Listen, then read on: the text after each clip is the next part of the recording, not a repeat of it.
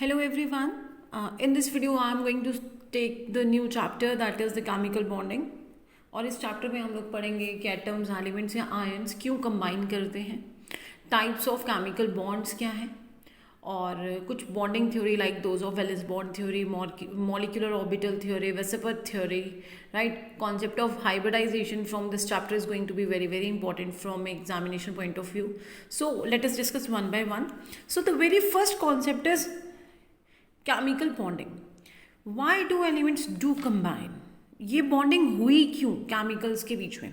सी, हम लोगों को पता है कि पीरियोडिक टेबल को अगर हम लोग मेमोराइज करने की कोशिश करते हैं, वहाँ पे इनर्ट गैसेस को छोड़ के, इनर्ट गैसेस बोले तो आपके नोबल गैसेस को छोड़ के या ग्रुप 18 के एलिमेंट्स को छोड़ के, which were helium, neon, argon, krypton, xenon and radon, इनको छोड़ के बाकी जितने भी एलिमेंट, बाकी शायद ही कोई ऐसा एलिमेंट होगा जो कि इंडिपेंडेंट एटम एग्जिस्ट कर सकता है अंडर नॉर्मल कंडीशंस.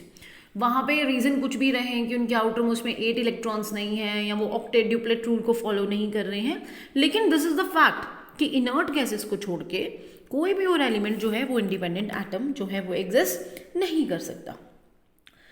आगे दूसरा ये पॉइंट है, ये फर्स्ट पॉइंट है, सिर्फ इनर्ट गैसेस ही हैं जो ओनली जो एग्जिस्ट करती हैं exist as what, independent atoms.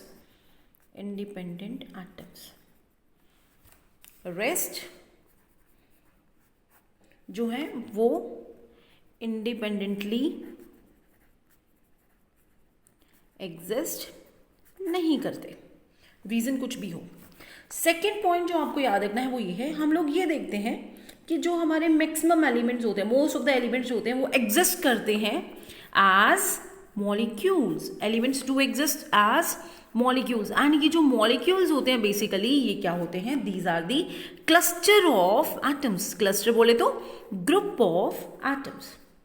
Now the question is, ये जो एटम्स हैं ये किस तरह से कंबाइन हुए कि वो मॉलिक्यूल बने, और किस, ये जो एटम्स, अगर इसका आंसर आपके पास ये है कि ये जो क्लस्टर ऑफ एटम्स हैं, ये एटम्स जब कंबाइन हुए तो इन्होंने क्या, ये एटम्स जब कंबाइन हुए, एटम इनके बीच में एक केमिकल बॉन्ड बना, और फिर वो क्या बना, वहां पे आपका एक मॉलिक्यूल बना. नाउ द क्वेश्चन इज कि एटम्स ने बॉन्ड बनाया ही क्यों? ये जो बॉन्ड इनके बीच में बन रहा है, क्यों इसको मॉलिक्यूल बनाने की जरूरत पड़ी? ऐसे ही डाउट्स, ऐसे ही कॉन्सेप्ट हम लोग डिस्कस करने वाले हैं इस चैप्टर में.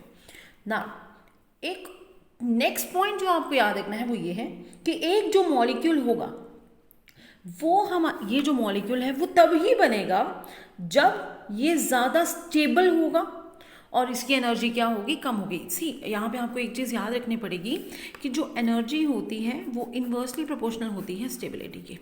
अगर किसी की एनर्जी ज़्यादा है तो उसकी स्टेबिलिटी कम होगी, और अगर किसी की एनर्जी कम तो उसकी स्टेबिलिटी ज़्यादा. This is the concept that will be the key in this chapter, whole chapter, right? तो अभी मैं ये बोल रही हूँ, हमने अभी थोड़ी देर पहले ये पढ़ा कि एलिमेंट्स जो होते हैं मोस्टली वो एज मॉलिक्यूल्स एग्जिस्ट कर रहे होते हैं, और ये जो मॉलिक्यूल है ये कैसे बनता है? By the grouping of atoms. Now वो बोल रहा है कि एटम तो ही ग्रुपिंग करके मॉलिक्यूल बनाएंगे अगर वो जो मॉलिक्यूल है, जो रिजल्ट होगा वो क्या होगा? वो स्टेबल होगा. स्टेबल कहने का मतलब ये है कि उसकी एनर्जी जो होगी वो क्या होगी? लो होगी then the individual atom. Now you can say that a chemical bond, ये केमिकल बॉन्ड ही है जो क्या करता है, जो इन एटम्स को क्या करके रखेगा? केमिकल बॉन्ड के बारे में बात कर रहे हैं. ये केमिकल बॉन्ड ही है जो इन एटम्स को क्या करके रखेगा? होल्ड करके रखेगा, ताकि वो एटम्स कंबाइन होकर क्या बना सके? एक स्टेबल मॉलिक्यूल बना सके. S for stable, M for molecule. Second point chemical bond के बारे में वो ये आपको याद रखना है कि केमिकल बॉन्ड में जब दो और दो से ज़्यादा एटम्स की क्या हो रही है? कॉम्बिनेशन हो रही है. जब एटम्स कंबाइन हो रहे हैं, बेसिकली ये कॉम्बिनेशन जो है ये किस तरह से होता है? बेसिकली वहाँ पे क्या है? वहाँ पे है हमारे पास रीडिस्ट्रीब्यूशन ऑफ इलेक्ट्रॉन्स. रीडिस्ट्रीब्यूशन